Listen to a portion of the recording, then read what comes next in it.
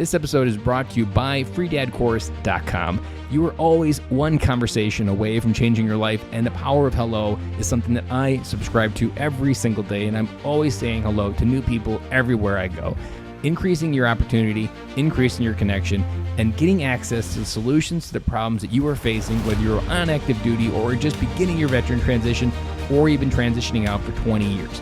On the other side of hello are the solutions that you're looking for. Again, head on over to freedadcourse.com. Get your 5-episode audio course to create more connection, create more friendships, and get back to living the life that you're trying to design. My dad used to say when he would get frustrated with me and my two sisters growing up, he would yell. He's like, "What is your major malfunction?" I remember growing up like, dumbest thing. Like, whatever the other day, my kids just got on my nerves, and I was like, "What is your major malfunction?" I'm like, oh my gosh, I'm so my dad right now. Dory 1, this is Fire Team Delta. Dad's coming home. Welcome to the Military Veteran Dad Podcast, where it is our mission to bring every dad home. I am your host, Ben Killoy. I'm a United States Marine veteran, husband, and a father. We will bring authentic conversations to inspire action in your life so we can close the gap between the dad you are today and the dad you want to be tomorrow. This is the Military Veteran Dad Podcast. Welcome back to Military Veteran Dad, episode 85. This week's episode is one that I recorded back in, I think, May, and it is just as good as when I recorded it. I can't tell you how often I re-listened to the episode, getting it ready to launch, and I'm just like, man, this was such a good episode. And this one does not disappoint. We have today Olivia Nunn, who is the host of Soldier for Life podcast. So being a Marine, I'm not fully familiar with the Army's systems and processes, but one of them I am familiar with is the new tagline that they have is Soldier for Life. They really have this new initiative to help soldiers identify that even when you take off the uniform, you never stop being a soldier, and you always look out for each other. And the stories that we talk about of how Olivia's father shaped who she is, and we talk about legacy, which if you're a listener of the podcast, you know legacy is something we talk about pretty much every episode. It's pretty much a certainty. Olivia unpacks it beautifully of how her father helped shape her life and how she is already shaping her kid's life. It's just an amazing episode where we talk about the basics of military veteran dad fundamentals, and Olivia brings it home to talk about it from the other side, the spouse side, about how she's received it in her marriage. They went through 3 deployments in Iraq before they had kids, but she talks about and opens up about how that was a hard time for her. So without further ado, let's just get started with Olivia Nunn, because this episode is going to rock, and I'll talk to you again on the other side of the episode. Welcome to the podcast, Olivia. Thank you so very much for the opportunity to spend this afternoon with you. You are part of the elite few that have been on this podcast that we've invited as women, and men often strategize with each other men trying to figure out what women are thinking. And when we get access to get someone on the other side, it shortcuts so much of that learning. So I'm really excited for this conversation that we're about ready to have here. Thank you. And I always say that, hey, in order to make change, we have to be at the table. But at the same time, when we have a seat at the table, we have to remember that we bring the other 50% of the equation, which is men. And so I think it's important that we're allies together in making whatever change is necessary to improve our communities. So Olivia runs the Soldier for Life podcast, and I've met her a couple times, and we met again in PodFest in March, and it's been on my heart in the last few months. I was like, I need to get her on the podcast, and we talked about it. And so we made it happen, and here's our conversation. Olivia, go ahead and tell everybody that listening about your background, who you are, and a little bit about your family life. Yeah, so I am a lieutenant colonel in the United States Army. I'm active duty, and I serve as the director of communication for U.S. Army Soldier for Life, which is a strategic organization on behalf of the United States Army, where we go and work with organizations and people that want to give back to the military community and in a way of an opportunity, such as employment, education, health and wellness. And when I speak of military community, I'm talking about those that are currently serving, our active duty, our reserve, our guard, as well as our veterans and our military spouses.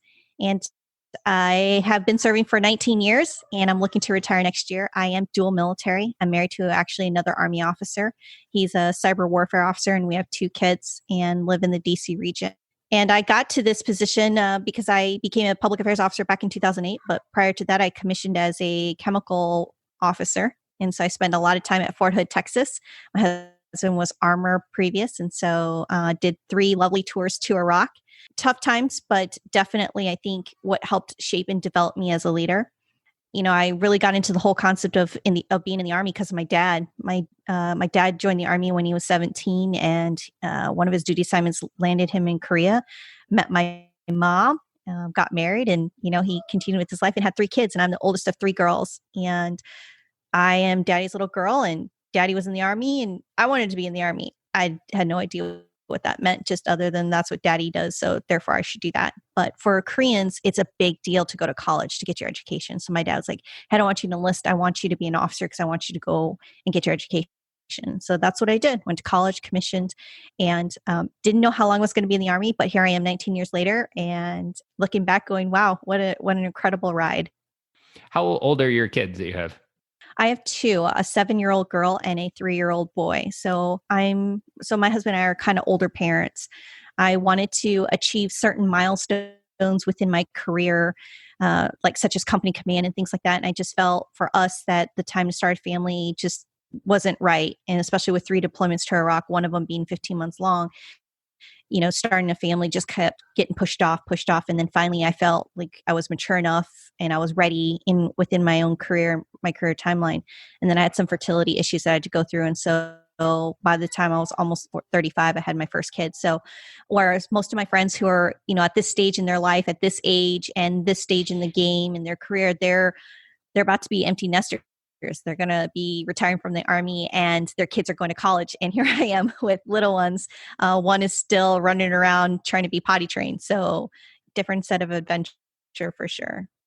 And it's kind of an oxymoron that people talk about, that you have kids when you're younger, but you're really only wise enough to raise them when you're older.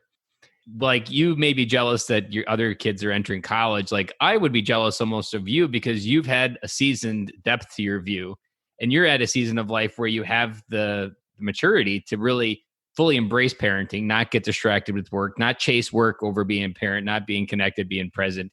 And I would say you almost got the perfect kind of scenario that you're being, and as you leave, you're getting ready to be present for the years of your kid's life that everybody wants back, versus when I was like 28 when I had my first kid. Like, that was when you're trying to hustle. Like you said, you put your career there to try to get certain milestones.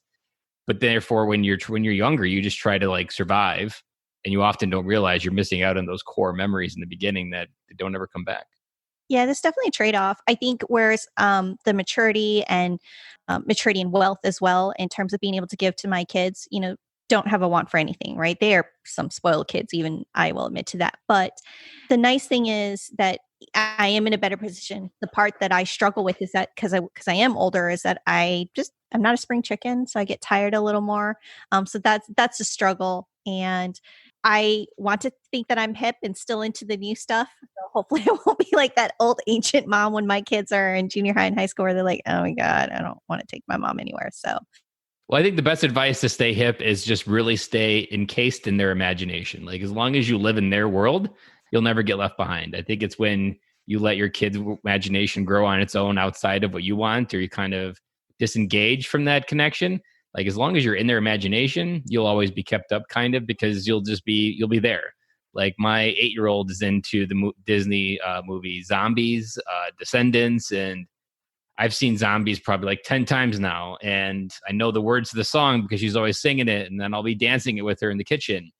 Like, I feel like by living those memories with her, I kind of stay with her at the same time. Like, I don't feel out of place. I'm 35, so I don't feel like too out of place yet, but living in that moment is often how I kind of overcome that, because if you're growing with them in that memory or that imagined moment, then you're kind of like, you're never going to get left behind because you're right there with them. yeah, and I hope so. I would say that I think there's always a part of you that when you are growing and you want to be a parent, either a part of you says, I want to be exactly like my mom or my dad when I have my own kids, or there's a part of you like, I don't want to be like my parents for whatever reason. And I definitely, I was very close to my dad, not so much with my mom, but now I have an amazing relationship with my mom that I didn't have before.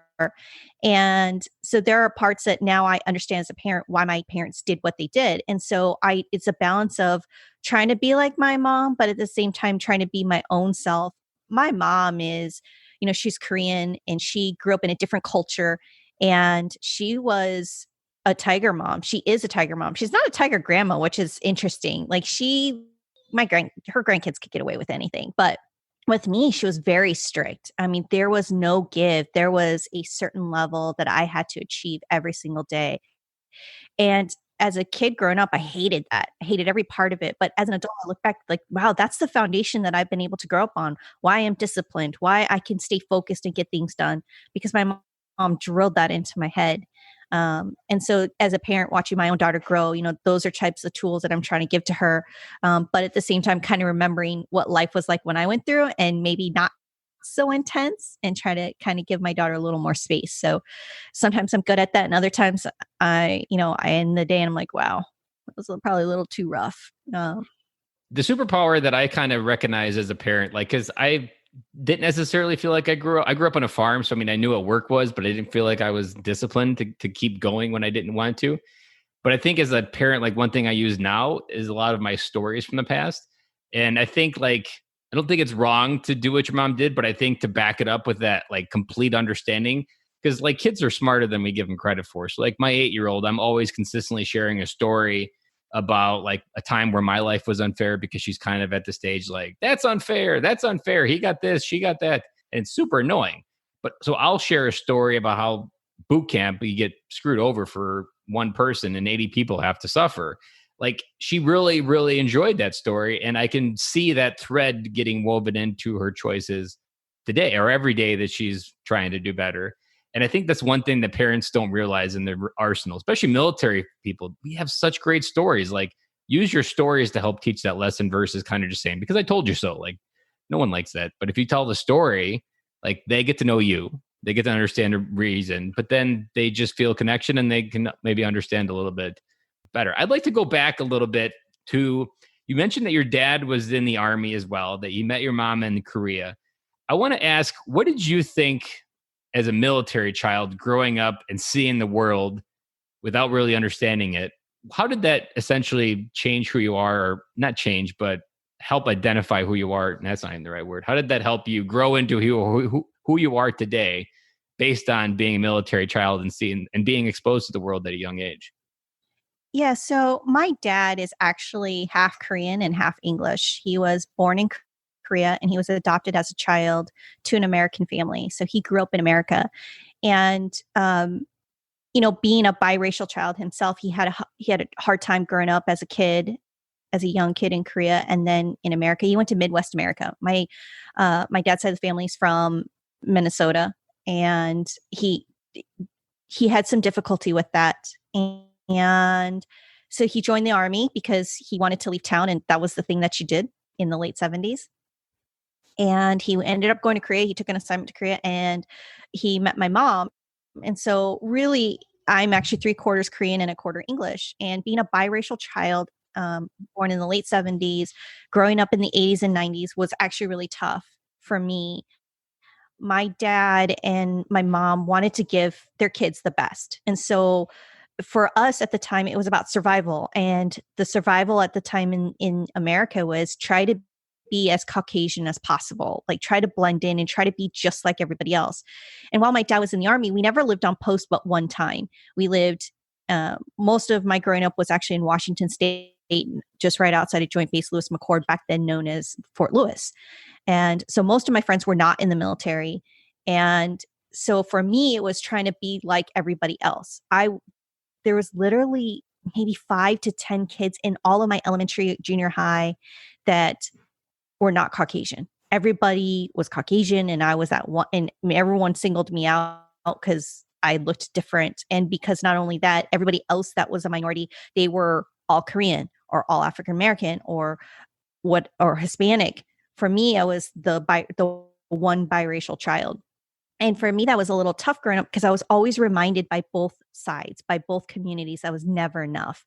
I wasn't white enough for the kids I grew up with, and I was never Korean enough for the Korean community. They always reminded me that I was mixed. And as a child, that's really tough because as humans, we want to fit in. We want to be just like everybody else. And that was hard for me to understand. I dress like you. I eat like you. I go to your school. I don't understand why you think I'm different from you. And so that was really tough for me growing up and understanding what that was. And it it wasn't really until I was in high school that I understood that the reasons why I had difficulty in getting dates sometimes was really in an epiphany that happened on my last day of my senior year, that one of the guys that I'd grown up with made a comment to me. He's like, "Wow, you've always been a great friend, and I'm so glad we're friends. I just wish that we could have dated, but my parents would have never let me." And I just kind of looked at him like, "What?" And it finally just kind of all dawned on me that my race was an issue. It was always subliminally there, but I just really never got that. So I went to college on the East Coast. I actually went to college in Virginia. And I thought that for me, college, being first generation Korean American, I thought my only experience with college, first kid going to college, it was going to be like the movies, Animal House, Kid and Plays, house party. Like I thought that's what college was going to be, this melting pot of people and color and diversity. And I picked a school, which I didn't realize was Radford University, that my college was just like my high school. There was almost no diversity. So I show up to this small college in the middle of nowhere, Virginia, and I look around, I'm like, wow, this looks just like my high school, just on the other side of the United States. Yeah, thinking I was going to get something different, but it was exactly the same. But I ended up learning and growing so much through that. And I had an epiphany my freshman year. I literally woke up in the middle of the night and our beds were bunked, and I bumped the bunk above me as my roommate, and I woke her up, and of course she wasn't happy. And I was like, "Hey, I'm 3/4 Korean and 1/4 English." And my roommate's like, "Great, Olivia, I know that." No, you don't understand. That's who I am. And no amount of scrubbing my face is going to change this. I'm going to look like this, and I'm okay with that. And if you're not okay with that, then we're not meant to be friends. But coming to that epiphany and coming to that was such a relief. And so from that moment on, I was just like, "Hey, I want you to know me and not who I am by my appearance." And it was a big growing moment for me. And it's kind of how I've looked at life. And something that I've really enjoyed about the Army is that it's such a diverse culture. There, it is so accepting of who you are. It doesn't matter what social economic background you came from. It doesn't matter the color of your skin. What I care about is, are you going to do your job? And are you going to do it well? And that's what I've really loved about the Army. I can see a couple things, the big threads in that I could see as you were leading up to the crescendo of leading up to the Army. Like I could easily see, because the uniform was the equalizer that you never felt before, and that everybody was the same, and you were all connected with one word, not in multiple races, not quarter this, quarter that. You were all soldiers together. But then I could also see, like, there's something that scares the hell out of me raising my daughter in a world where Instagram provides the amount of value that a woman feels in this world, and that if you have more followers, then you have more worth and value. That's something that, like, one of my bare metrics for, like, if I get her into an adulthood successfully, is making sure that she derives her own value from her own opinion of herself, and that what other people believe or think, like that, like her brother's always saying stupid things to her, and I'm always like, is it true? Do you believe it? And she's like, no. Well, your opinion of yourself is the one that counts the most. Other people are going to say that, even at school, they'll be like girl problems or second grade drama, playground stuff when we had playgrounds and before COVID. Like all of that, like none of that's true if you don't believe it. You only give it permission when you believe it. And whatever people say, does it actually determine your worth to anybody? And I could resonate a lot, because for me in high school, I was normal. I was a white kid, but I never felt like I fit in. And so, like you, I was always trying to figure out what I needed to be to fit in and manipulate my personality for different groups. And every time you try to fit in, you lose a bit more of yourself. And I think that's what for me, I joined the Marine Corps kind of as like, I had never really done anything difficult with my life, and I really didn't know what I was made of. And so the Marine Corps kind of gave me that equalizer, being the Marine, ignited the furnace of fire like in me. And through that process, like I can see myself now in a way that I never could had I probably not had that big, massive furnace from the Marines, of just knowing that you can do anything you put your mind to. That's what the military kind of teaches you as a team and stuff like that. But your thread is so amazing. I appreciate you being vulnerable, because that was not a story that I think a lot of people are willing to share. And I know there's going to be someone out there listening on either of our podcasts where you said something there that it's going to hit right to the core and maybe they haven't acknowledged. Is there something you do today with your kids to help kind of ensure that they don't get that feeling or get lost in who they are? Yes. So, genetics is a weird thing, right? My daughter looks more like my husband. So, for those that don't know, my husband's African American. So my kids are very multiracial, right? And so my daughter looks a lot like my husband, and my son looks more like me. So he looks very Asian. And what I try to, in my son, because he's 3, he doesn't really get this. But for my daughter, I always tell her that she's got a very unique aspect. She comes from 2 different sides. She has a rich culture of the Korean heritage that I have, that I was able to grow up through. And then she has my husband's African American roots, where knowing about who she is and being in love with herself, and that her worth is about what she believes of herself and no one else. And that she is capable of doing whatever it is that she wants to do. And I think that's such a great thing to be able to teach her, especially in today, as we see so much change, not only just in the military, but with society, that your race shouldn't be the reason to stop you. And I know we still have that conversation, that very real conversation about race is still happening today, right? You turn on the news, look at what's going on. Had issues within the last 2 weeks. But I want my daughter to know that as a woman of color, that she can choose to allow other people to limit her, or she can limit herself. And I don't want her to limit herself. And so that's affirmations every single day of telling her that you are worthy, you are beautiful, and you have every right.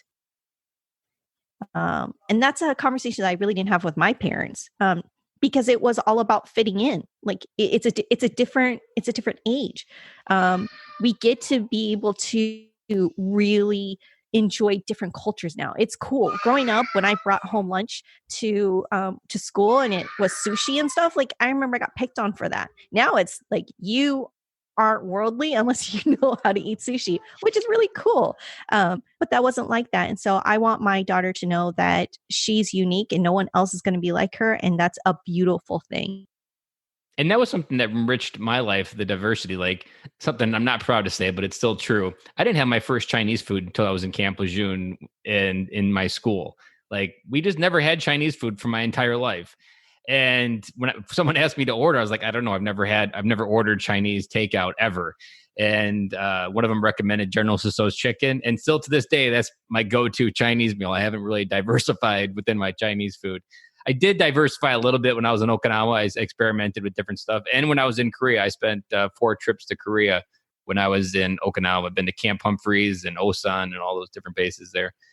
And like what you're speaking to as military parents, this is why I get so excited for military parents, because no one better has an understanding of diversity. No one better understands how to understand how to work together. And if we can start gifting that stuff to our kids, like that's where they can really start to figure out who they are. Like I'm a big believer, like sending a child to a school for 12 years, they're not going to figure out how they fit into the world. They're going to understand how the world works maybe, and they still won't understand how it works, because every day you learn how the world works, but they don't know how they fit in, how they're unique gifts. How does your diversity, for example, fit in? How does that made the world a better place? And once you understand that value, I'm sure there's moments in the Army that you can look back on and say, like, I'm glad that I had that diversity, because this moment wouldn't have existed and I was able to help someone because of what I went through and who I am, and because I embraced who I am. If you weren't any of that, you wouldn't have been able to have that moment. And most military parents don't embrace their own depth that they get from the military, whether it be visiting third world countries, visiting the Philippines, where you see kids urinating on the street. Like once you see that kind of stuff, that adds a depth that you can't get in any other place, really. That kind of sparked a memory for me. I remember my first deployment to Iraq in 2003, and I was a convoy commander, and I spent a lot of time on the roads. And then towards the end, I was able to do some humanitarian missions and go out into the community and go to some schools and see Iraqi kids and work with them. And I remember this girl came up to me and said, I had a translator and she wanted to be just like me. And I thought that was like the oddest thing. And what she was saying is that I want to be just like you because I see you as a position of power, because they understood our rank structure. And I was a first lieutenant at the time. She's like, one day I get to be like you. I get to have a position of power in my own country. And culturally, that's a huge shift and a huge change.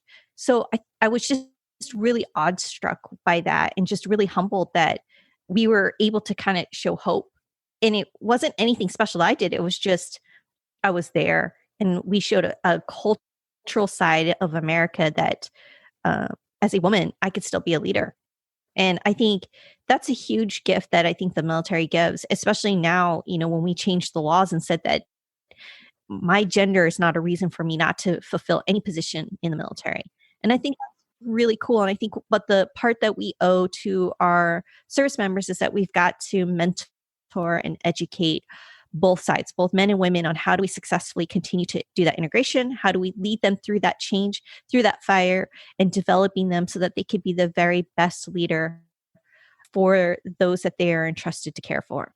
And there's challenges to that because there's no manual, right? The manual was written for so long on a guy to do it. Like we know how to achieve that successfully, but how do we do it as a woman? And I think it's important that we have that conversation, an ongoing dialogue on how do we mentor through these changes so that they are equalized in every opportunity.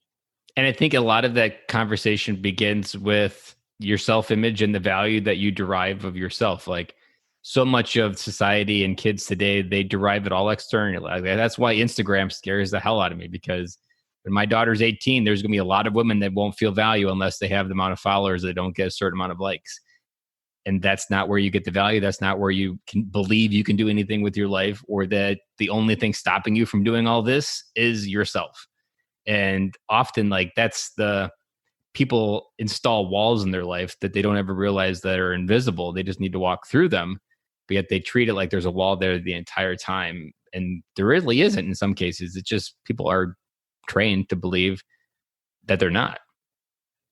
I would say, I think back to my dad. The one thing that my dad always harped on and drilled into my head was that my race, my gender is never going to be the reason to stop me. I'm going to stop myself. I will place the barriers. And so he was always encouraging me to think beyond what was given to me and how do I work through that.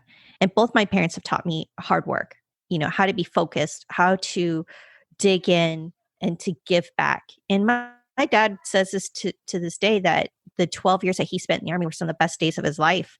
He was able to come away from the Army a changed person. And he truly appreciates that. And so now he's that old man, right? He's like that old 60-year-old grandpa now that's like, back in the day, and he tells his stories. but I think that's really cool. And when he comes to DC area, he'll meet up with some of his old friends from his old engineering unit, and they love to share war stories. And it's really great to listen to their stories. And at the end of the day, the common thread is service to our nation. It's a really good thing. It's a good story. Let's maybe talk about the integration of you and your husband, because I think there's a lot of life lessons that you've probably learned in those 19 years that you've been serving. How long has your husband been serving? Same time. We both committed in the year of 2001. Yep. So what have you guys learned within your marriage of coming back home to each other each time from a deployment and trying to, because I often say, like, when a dad or a mom is gone, like, whoever's left has to figure out how to do life without you. And now you didn't have kids for that entire time, but you still have to figure out, like, you still got used to without having them there. And you both emotionally grew apart, not necessarily like in the context of like love, but that you were both just emotionally growing as people. How have you and your husband over the time kind of reignited or re-come back together each one of those times to make sure that you can still keep that bond, even if you were apart? So our first deployment was 2003. It was, the early onset of into Iraq. We're both in 4th Infantry Division, and we just had no idea what deployment was going to be. The only stories that we knew were those that had gone to the Gulf War in the early 90s.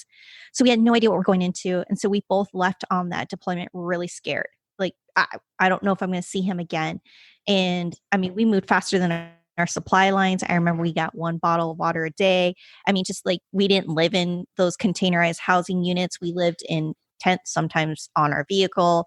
And so it was a different experience. I ate MREs for 6 months straight. So when we finally got some, green looking eggs, I was so excited. But for us, when that deployment was over and we came back, because we were engaged during that time and I was trying to plan a wedding, I think it was a smoother transition for both of us because we both were just so excited that we had survived and that we were going to be back home together and we get to plan the rest of our lives together because we were going to get married. So we came back in March 2004 and got married in August 2004. So I think we didn't have as much of a friction, if you will, where a lot of, I think, other married couples had to go through, because we really felt like we put our life on pause, went and did this deployment and came back and hit play again. Fast forward to our second deployment, he was a company commander during that time, and it was 15 months long, and I served as an LNO for our brigade to division. So we were both actually at the same installation. We were both at Victory Base Complex. And so we got to see each other every single day, which is not something that everyone got to experience. I think for me, our stress load was because he was a company commander and he was going out onto the roads every single day and doing missions, and I was tracking those. I knew what that meant. I knew what his mission meant versus the whole, I can only assume what the mission is if I had been home. So it was a different stress.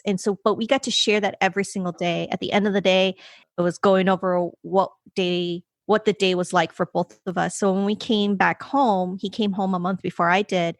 It was, again, we put our life on hold and now we hadn't played again. And now we're going to go do all the things that we didn't get to do in deployment, like go to a salsa bar or go eat takeout or whatever it is. Like, it literally, for us, I think we had a different type of transition. And because we didn't have kids, so we didn't have necessarily to do that. And everything that we did in our household, I still did overseas. I still paid our bills. I still paid our mortgage. So it was just literally the environment that we found ourselves. Then I went on a third deployment. He went to grad school to University of Texas. I was a troop commander during that time. And I would say that was probably the very first time in our marriage and in our careers that we actually spent time apart. I went forward for a year. And when I came back, we had to adjust to that because he was at home and there was that angst of, well, I went to war and you stayed home and you got to sleep on our bed and I slept on a cot. And it was going through that and working through that and being reconnected again emotionally, because we did grow. Like, he was stressed out at grad school trying to finish that program so he could go to West Point to teach. And I was leading a troop, and leadership is a lonely place to be. And we were out on the, near the Tigris River. We're out on a joint service station. It was small. And so I just wanted to come back and hit play again, like we had done the other two deployments. But this time we didn't get to do that. We had to literally kind of knit ourselves back together. And I would say what worked for us is that we had to do a lot of communication and we had to lean back in on our faith. And so, we decided, like, hey, we need to go find a church family. Because when I came home, I literally PCS'd and we went to West Point. So we're in a new environment. We're in a new home. Let's go find a church and let's go back to the foundation of what a marriage is supposed to be. And that's really what saved us. Because I don't think if we did that, I don't think we'd be here today.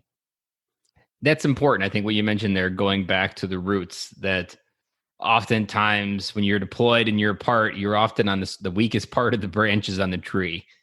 And instead of trying to go back to the beginning, it's like you try to keep building from that weak point instead of finding that place of strength. Did you find that it was difficult to empathize with each other? Because, like, while he was struggling, I'm sure you were struggling. You both probably were like, well, you got nothing on mine because I did this and you did that. Was that something that you ran into? At the time, yeah. I wanted to be supportive of what he was going through, but I honestly didn't understand. And I don't think he really understood how lonely I was where I was, because I think he was leaning on the 2 times he had deployed. And he's just like, hey, you got this, Olivia. Like, you've done this before. Yeah, he's witnessed it. You've got it. There's no doubt that Olivia can't do it. Right. And so I think we definitely didn't understand each other at that moment. And now looking back, it's a funny joke. And he'll tell you, he says this to people, is like, yep, Olivia likes to tell people, and when we're going to be grandmas and grandpas, that grandma has 3 combat boots and grandpa only has 2, So we could laugh about it now, but definitely, yeah, we didn't understand each other. I was like, it's school, you're a genius. Like, my husband is incredibly smart, and to me, I'm like, I don't understand why you can't do school. Like, you're a genius, do it. And he's looking at me like, you've done 2 deployments, you're an Army officer, figure it out. We definitely had to grow through that. Safe to say that we did, because we're still here 15 years later and 19 years in. There is a lot of what I love about your story, and what we talk about a lot on the Dad podcast, is legacy. Like, when you first started talking about your dad and the thread that got you to where you are today, like, all I could think about is the legacy of family. Like, but it began in the legacy of service. And that's a lot of what I notice with dads and anybody that really serves. We get stuck on the legacy of our service, and we never leave that stage and focus on the legacy of our family. But as your dad left the service, you were grown into an adult. You identified who you are, and you entered the service. You found your husband in the service. You're now together in the service, the same service where it all began. You're helping your kids enrich their life in a way that will probably continue with military service. And you don't realize it when you're doing those little steps as parents, but you're really creating generational change. Like, your dad did things that he had no idea what the end result was, but I guarantee there's things that he did that made the person that you are today. And like, that's the generational change that you can do when you step into your role as a mother or a father, because you're not just affecting one person in one micro moment. You're giving the person the gift to be able to go and influence change into hundreds of years into the future. Absolutely. And my dad gave me so many great lessons. I think back when I was that young platoon leader, the stories that my dad would tell and like the advice he would give me, because he was enlisted. And so he would always tell me, at the end of the day, if you want your soldiers to follow you, they have to know that you love them and that you care for them and that you look out for them. And it was nice that when I was a young platoon leader, my very first job in the Army, I was able to call up my dad and go, Dad, I experienced this today at work, and this is what I thought was the right answer. And he's just like, okay, well, let's peel it back. And what could you have done better for your soldiers? And so I think that was it was really cool to be able to share the Army yet again with my dad through my own service, and then lean on him, on his experience as a senior NCO, and say, hey, Dad, how do I work through this? Even though he served in the late 70s and 80s, the concept of leadership doesn't change, and the way he doesn't change. And so while it was a different unit and a different date, the concept was the same, and I was able to leverage my dad's knowledge. And I thought that was really cool to be able to share those stories. And I think you have to it's crazy for you to live in your own irony, because you are the host of the Soldier for Life podcast, and your family is literally like a poster board of what soldier or service and Soldier for Life is. Like, every part of how your fabric of your life is woven together is a soldier never stops. Your dad didn't stop giving advice to soldiers through you. Like, that's often what it's like. You live that every day, and it's also the fabrics of your life as well. Yeah, you know what? I think that's one of the bonds that we have as between me and my dad is we talk about Army. I will guarantee you, if my dad called me right now, it would be something about the Army, whether it was something that he heard or saw, or he remembered a story. And it's funny, when I do get the opportunity to go and visit my folks back in Seattle, I like to go through his old picture books and look at his pictures when he was stationed in Korea or Germany, because I remember living there when I was a child. And it's just really cool that when he told me those stories as a kid, I really didn't get it, because full of military jargon. But now as an adult and having been in the Army, like, oh, I so get that now. So it's really cool. I think it's just another way of being able to bond with my dad, but I still laugh still to this day when I say something and I realize that I got it from my dad. My dad used to say when he would get frustrated with me and my 2 sisters growing up, he would yell. He's like, "What is your major malfunction?" I remember growing up like, dumbest thing. Like, what the heck? Yeah. I remember the other day, my kids just got on my nerves, and I was like, "What is your major malfunction?" I'm like, "Oh my gosh, I'm so my dad right now." Oh man, he I just still haunted get my yeah. right, like all his his sayings that came from basic training. My dad, it's funny because I really didn't know this until we kind of talked about it. But my dad was a smart aleck because I never saw that side of him. You know, he was dad, he was in charge and he was serious. Yeah, he was the authority. Right. But apparently that wasn't the case when he joined the army. He was the smart aleck. He was the one that got in trouble by the drill sergeant all the time. Like they named the push-up rock after him, Private McNeilis, because guaranteed my dad smarted off. You know, and it's just so funny that he has all these sayings that he says, and I'm like, oh, I get where those sayings come from now. And his his cadence, the songs he used to tune, hum to or sing. I'm like, what do you mean coffee tastes like turpentine and the chicken like what the heck? Like that doesn't make any sense. But it's so cool. Now we laugh about it. Now I'm like, I get you, Dad. I get you.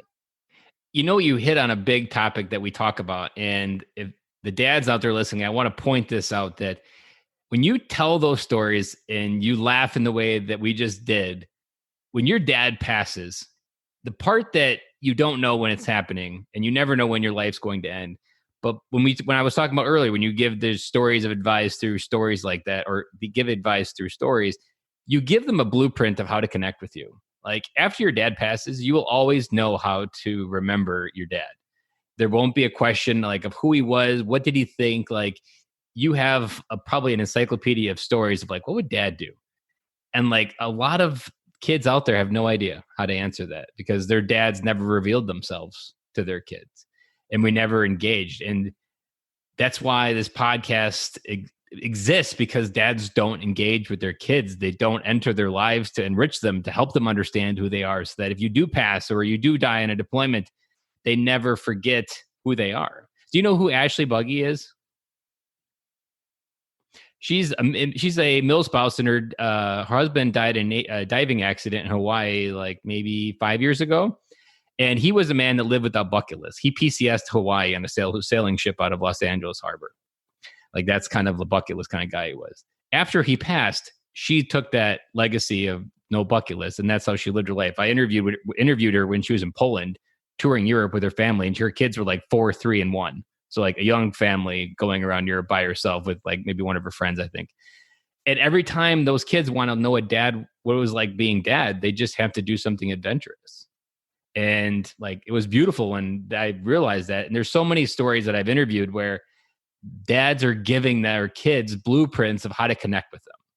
Because when you do pass, we all know our time's limited and we don't know when it's going to end. But if we can give our kids something to hold on to understand who we were as they go forward, that's how you create legacy that keeps going. Like a veteran is only forgotten when people stop remembering his name. But if you don't give your kids something to remember, they're not going to have anything to repeat. Yeah, and I think my dad had a very unique outlook as to why he wanted to connect with his kids so much. For him, it's, my dad was adopted, like I'd mentioned. And so he doesn't know who his dad is, right? And honestly, we just found out 2 years ago that actually my Caucasian side is English. We thought maybe it might have been Irish.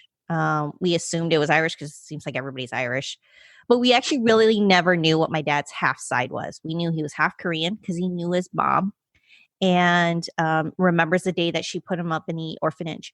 So he did it. We never knew. And he was adopted by an Irish family in America and grew up that way.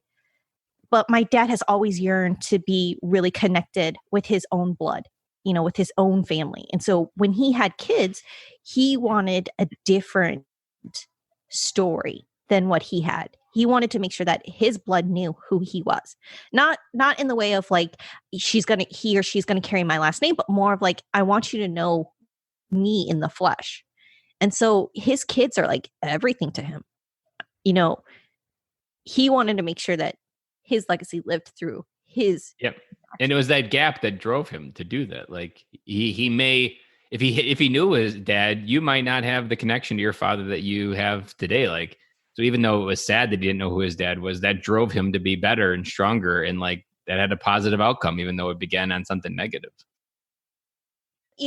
So the nice thing is, my dad did the 23andMe, and it wasn't to find his dad. It was just to know from a medical standpoint, like, what is my other half? And through that 23andMe, that's how we found out that the majority of my dad's side is English. So now I can actually say, like, I am English. whereas we didn't know that before. And we have found some distant relatives through that side, but we haven't actually been able to connect, which is unfortunate. But I think at the end of the day, what is more important to my dad is that not only in the legacy of service to our nation, but also that family. Like that's the one thing that my parents have always stressed at the end of the day, especially in the Korean culture, it is about honoring your family. Family is the most important thing, period. You represent your family. Every success and every failure is a reflection of your family. And so he views success in life through the successes that his children are able to achieve. And so for him, he's got 3 kids and I have 2 younger sisters, and they're doing amazing things in their life. But for my dad and for me, our connection is the Army. That's the only word I can say is beautiful, because that's what we talk about. And the one downside of military families is there's a lot of broken families out there. That there's a lot of ones that didn't make it through that end in divorce. Like the military divorce rate is something, I'm not sure what it's currently at, but it's not something to be proud of. And there's some advice that I give dads who've been isolated, or anybody really, this advice works for when they've been isolated from their family and they don't get to be part of their kid's life. Open a Gmail account, keep the password to yourself, and just write emails to it. When something's on your heart, a story, maybe your side of a story, if it's a spat with your spouse, like always just keep writing emails or sending pictures, different things like that, of things that you want your kids to know, like a time capsule. And when they're older, give them the password. And that allows them to know who you are in a way that they wouldn't have been able to at that time. And it's dads, when every time I've given that advice, dads they feel a little bit more excited, because you're not meant to do life without your kids. Like you need to be there. And if sometimes the world doesn't let you be there, and like knowing that they can still be there with that idea, like it allows them to still help that legacy continue, and in a way that you don't think can in the current circumstances. While I think in this conversation we painted my life in a very positive note, that it's been easy, I would, yes, there's some stories that I have not had to write or live through, but it wasn't necessarily easy for us all the time.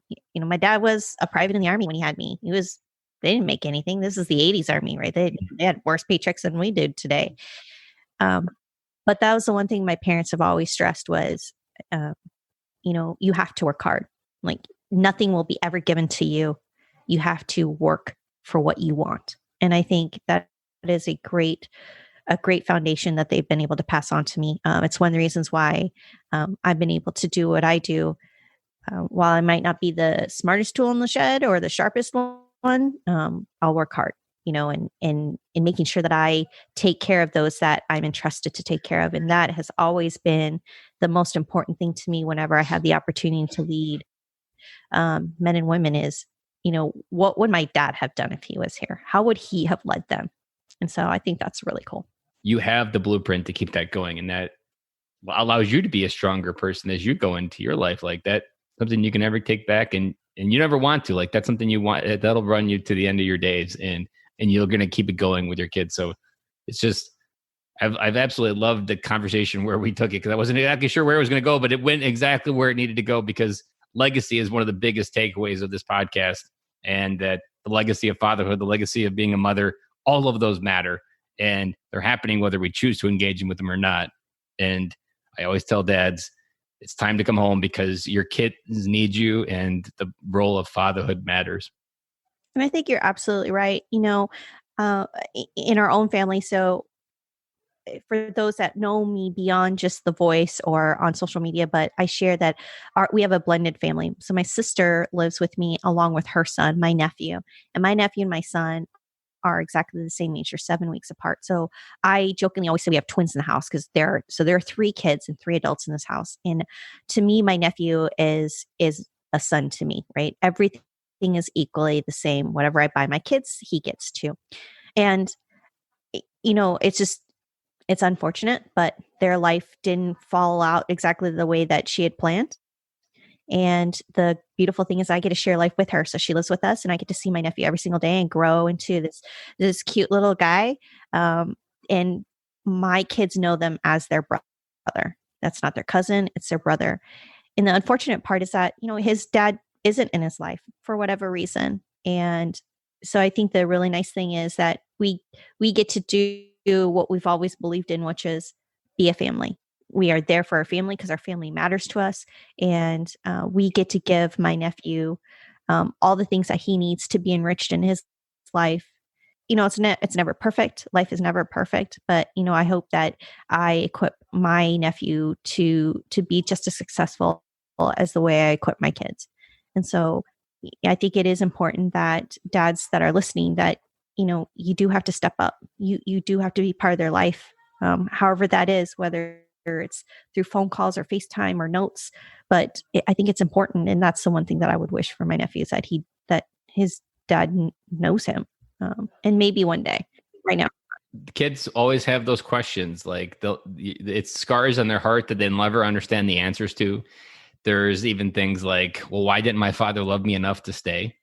Or why wasn't I valued enough to be in his life? Like what's broken in me that wasn't worthy to receive him in my life? Like those are questions that really F up a person's ability to feel love for themselves, because in the beginning of their life, someone said that I'm not going to be a part of your life. And it's something that most adults don't even realize those threads are tied back. And what you talked about there is something that, like, to go a little bit sad, but like a lot of dads end up feeling the solution to their problems is to either let their life explode and remove themselves, or they physically remove themselves and think of themselves as a burden to the pain that they're feeling, and they take their own life.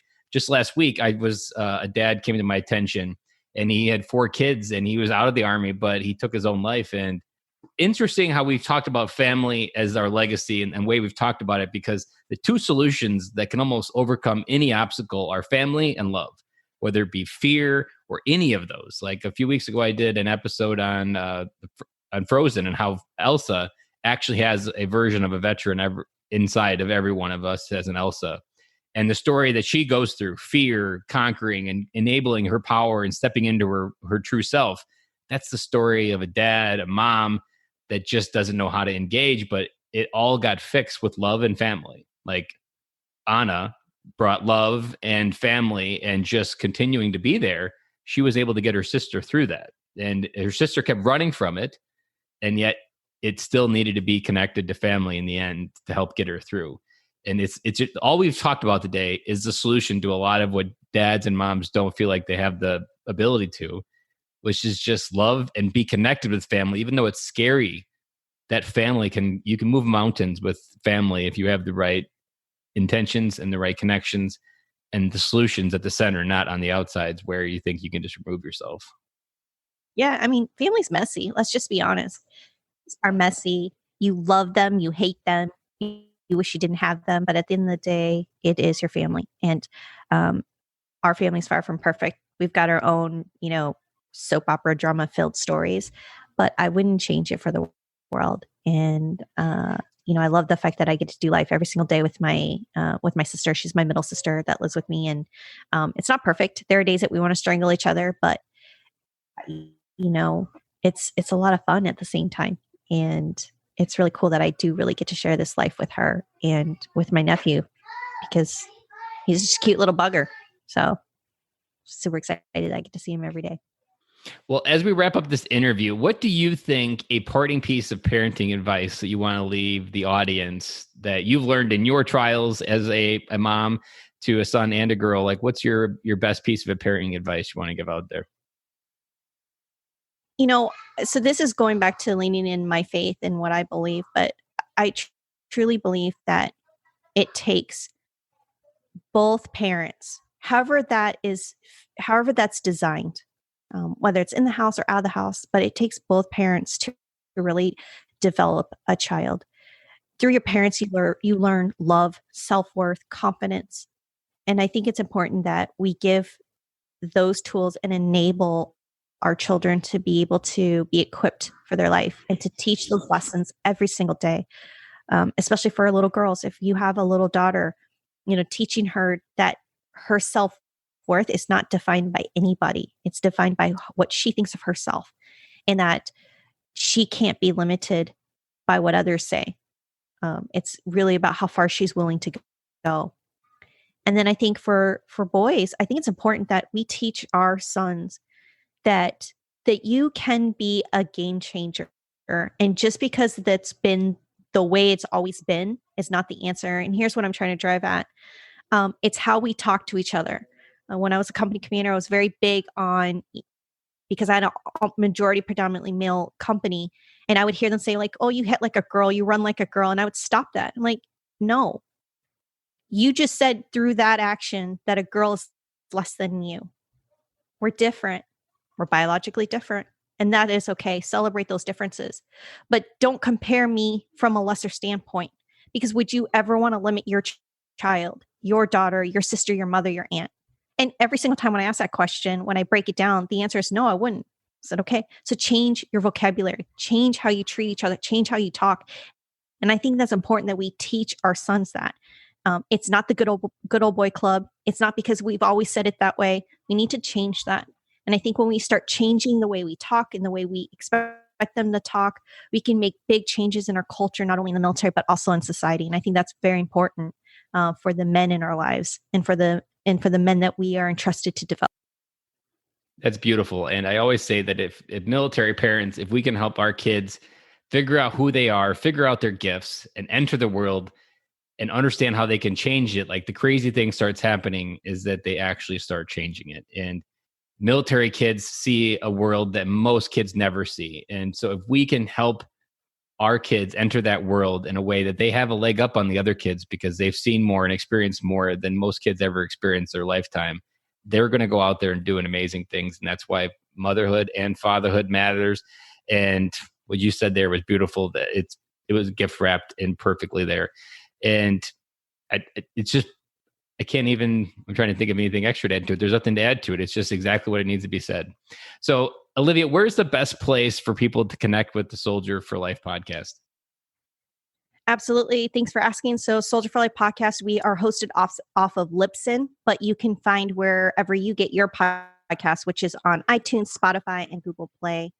And we share all of our content on all of our social media platforms. We are predominantly on LinkedIn, Facebook, Twitter, and Instagram. So I highly encourage any military part of the community. You don't have to be part of the Army. It could be any of our services.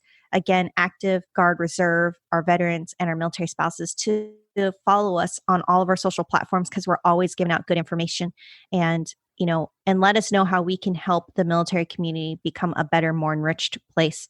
And again, I will always say this, share your story because your stories matter. And that's how we through sharing, that's how we get the next generation to stand up and serve our beautiful country. I love that. And that those stories are so powerful because when you start having conversations, other people will reflect back the value that you can't see. And my favorite transition advice is tied right into that the amount of strangers that you talk to daily is tied directly to the amount of opportunity that you feel in your life. And your story is the best vehicle to draw that opportunity towards you. And the more friendships you have on the ocean, the more opportunity floats your way on a shore. And I love what the Soldier for Life podcast does. I love your story of how you're the host of it and you get to live your dream every day of kind of like being that legacy and helping inspire that soldiering doesn't stop when you take the uniform off. It's just a moment in time, but the core values of everything you have continue on. Well, Olivia, I have appreciated this interview. We went in places that, like I said, when we bring the other side to the table, we get information that you just don't get any other way, and you get value out there. And I just really appreciate you coming on the podcast today. No, thank you. Appreciate the chance and love the opportunity to be able to share with the military veteran dads that are out there. So thank you. Thank you so much. Guys, I hope you enjoyed that. I hope you got out just as much as I did. I can't tell you how many gold nuggets were in that episode, but some of the big ones that I took away is I loved how she kind of had this fear of parenting later in life. That's something I think a lot of parents struggle with, but aren't actively talking about. And that was so great that she exposed that fear that most parents have that we aren't talking about. I guarantee there were so many different parents out there, maybe even you listening to that got a little bit about that story.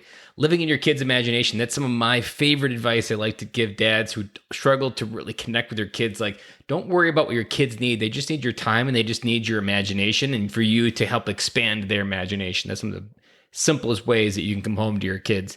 Trying to be blend as a military child, I absolutely loved how she revealed this story in her life of growing up and trying to be Caucasian, and how that was really something she had to go through an awareness of, that she was really Olivia and not someone else, that her heritage was something that made her stronger. It wasn't something that she had to learn to hide. That was something I think so many people are going to resonate. Learning to recognize your self-worth. I know that's going to resonate out there because it resonates with me. It was something I had to struggle with a lot when I was first growing through this process and just figuring out who I was, and more importantly, who I wanted to be on the other side of going through all this growth and figuring out who I am and trying to do big things in my life. And exposing ourselves to diversity. That's something I love about the military families and being a military dad, is we have so much depth to the world that if we can just give a little bit of that to our kids, even a lot of it, but even a little bit, will go a long way to help our kids. And the legacy of service, that was something that Olivia painted perfectly. And I love how it is ironic that she is the host of the Soldier for Life podcast, and her life is almost a testament of being a soldier for life. Guys, I hope you loved that episode. I hope you got a lot out of it. Don't forget to check out Soldier for Life podcast. There's a link down there in the show notes. You can check them out on Instagram. And I also included a link for her profile on LinkedIn if you want to go ahead and connect with Olivia. She's an amazing individual. I've met her a few times. I've been on stage with her. Love, great person to get to know and have in your network and have as a friend to call. So guys, I'm going to wrap up, close this one out, and I will talk to you guys again on Fatherhood Friday.